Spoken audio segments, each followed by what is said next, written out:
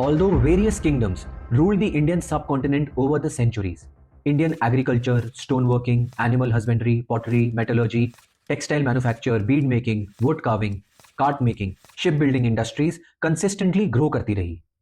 Vast Indian सब continent में trade के लिए हंड्रेड्स ऑफ ईयर्स से land, river and sea routes को यूज किया जाता था। वेस्टर्न एंड ईस्टर्न वर्ल्ड से फॉरेन ट्रेड इंडिया के सिग्निफिकेंट पोर्ट से डिफाइंड सी रूट्स पे होते थे और वेस्टर्न एशिया एंड यूरोप को उत्तरापथ और the grand trunk road Indian subcontinent से कनेक्ट करता था। इंडियन सब कॉन्टिनेंट के ज्योग्राफिकल एंड क्लाइमेट स्प्रेड से region different products and commodities में स्पेशलाइज करते थे।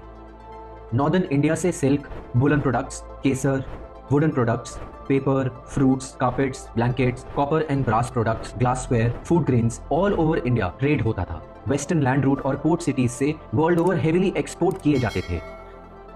वेस्टर्न इंडिया में कैंप में, देव, सूरत वर्ल्ड के इंपॉर्टेंट ट्रेड सेंटर्स होते थे जहां sellers from across the world travel करते थे।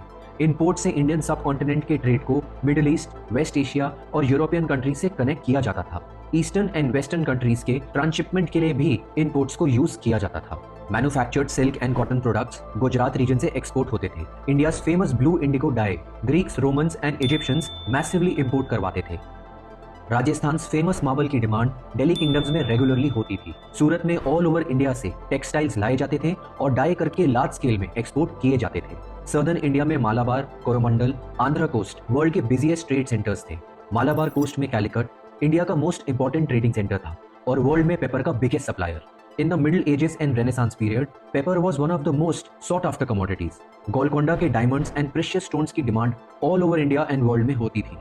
जिंजर, सिनेमन, टैमरिंड, एरिकानट और betel nut, nutmeg, cardamom, turmeric, incense, white and red sandalwood, sealing wax जैसी कमोडिटीज सदर्न इंडियन पोर्ट से एक्सपोर्ट होती थी। अपनी geographical location and productive diversity in textiles, paper, indigo dyes, rice, iron, steel, diamonds and other commodities से Coromandel eastern and western world का trade hub होता था।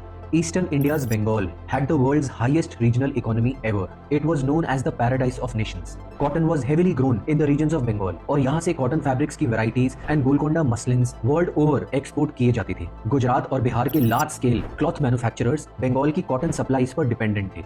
Large quantities of cloth Agra के route से वेस्टर्न एशिया एंड यूरोप में export किए जाते थे। असम, बंगाल एंड बिहार से गन पाउडर में यूज होने वाला सॉल्ट पीटर की यूरोप में अनलिमिटेड डिमांड होती थी।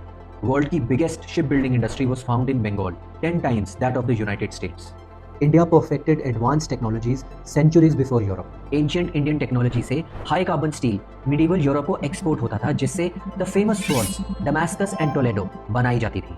High carbon steel को बनाने की टेक्नोलॉजी सिर्फ इंडिया में थी।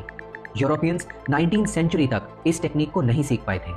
The iron pillar near Delhi's Qutub Minar with Sanskrit inscription stands rust free since 4th century or for 1600 years. Zinc metal को लेड ओर के स्मेल्ट प्रोसेस में इवेपोरेट होने से पहले कैप्चर करने की टेक्निक सिर्फ इंडियंस के पास थी। Such were our technological advances. Before the introduction of paper, the ancient literature was preserved on palm leaves in the South India and birch bark in the north.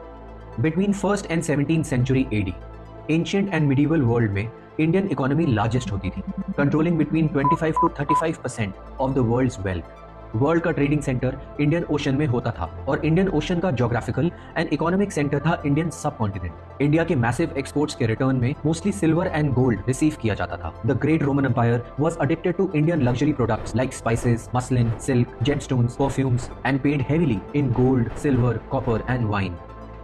India was famously called the sink of the world's gold.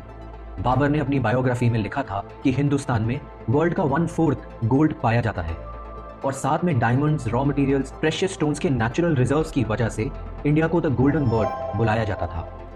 Next episode में हम देखेंगे Indian trade में participation के लिए Portugal empire के Vasco D gamma direct सी root को discover करते हैं और इंडियन सब कॉन्टिनेंट में पोर्चुगीज ट्रेडिंग कंपनी को एस्टेब्लिश करते हैं। अफगान वॉरियर बाबर इंडिया को इन्वेड करता है और लोधी डायनेस्टी को डिफीट करते हुए मुगल एम्पायर का फाउंडेशन बनाता है और राजपूत्स के राणा सांगा से लड़कर मुगल रूल को और एक्सपैंड करता है। With this we come to the end of the first episode of this 12-part series जो इंडियन इंडिपेंडेंस ऑफ 1947 के साथ खत्म हुई। We hope you liked our efforts.